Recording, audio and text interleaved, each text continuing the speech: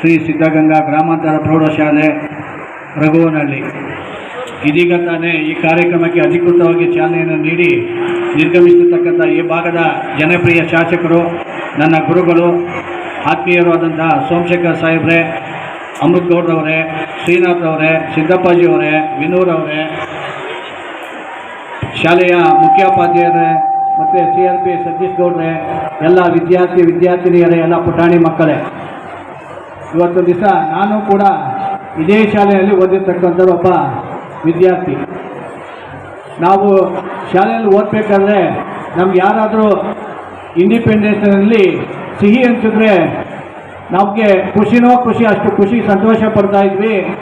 ಒಂದು ಪೆನ್ಸಿಲು ಅಥವಾ rubber band ಈ ಥರದ್ದೇನ ಕೊಟ್ಟರೆ ಅವನ್ನ ಹೊಗಳುತ್ತಾ ಇದ್ವಿ. ಯಾಕೆ ಅಂದರೆ ನಮಗೆ ಆ ಸಿಹಿ ಹಂಚೋಕ್ಕೆ ಯಾರೂ ಕೂಡ ಮುಂದೆ ಬರ್ತಾ ಇರಲಿಲ್ಲ.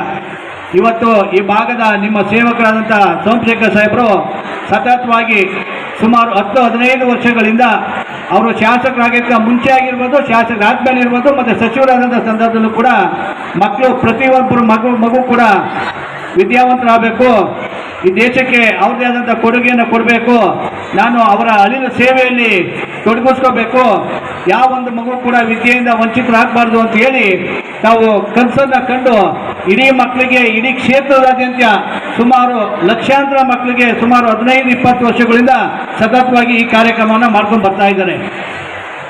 ಯಾಕಪ್ಪ ಅಂತಂದರೆ ಪ್ರತಿಯೊಬ್ಬರು ನಮ್ಮ ಅಮೃತ್ ಗೌಡ್ರು ಹೇಳ್ದಂಗೆ ಪ್ರತಿಯೊಬ್ಬ ಮಗು ಕೂಡ ಇವತ್ತು ಏನಾದರೂ ಇವತ್ತೇ ಅವ್ರು ಪ್ರತಿಜ್ಞೆ ಮಾಡಿ ನಾನು ಡಾಕ್ಟರ್ ಆಗಬೇಕು, ಲಾಯರ್ ಆಗಬೇಕು, ನಾನು ಪೊಲಿಟಿಷಿಯನ್ ಆಗಬೇಕು ಅಥವಾ ಸೈಂಟಿಸ್ಟ್ ಆಗಬೇಕು ಅಂತ ಹೇಳಿ ಪ್ರತಿಯೊಬ್ಬ ಮಗುಗೆ ಏನಾದರೂ ಅವರು ಮತ್ತೆ ಸಮಸ್ಯೆ ಸಂದರ್ಭದಲ್ಲಿ ಫೀಸ್ ಕಟ್ಟಲಿಕ್ಕೆ ಅವ್ರಿಗೆ ತೊಂದರೆ ಆದ ಸಂದರ್ಭದಲ್ಲಿ ಆಫೀಸ್ಗೆ ಹೋಗಿ ಅವ್ರನ್ನ ಸಂಪರ್ಕ ಮಾಡಿದ್ರು ಕೂಡ ಅವ್ರ ಕೈಲಾದಂಥ ಶಾಲೆಗಳಿಗೆ ಫೀಸ್ ಕಟ್ಟಂಥ ಕೆಲಸ ಕೂಡ ಸಹ ಮಾಡ್ಕೊಂಡು ಬರ್ತಾ ಇದ್ದಾರೆ.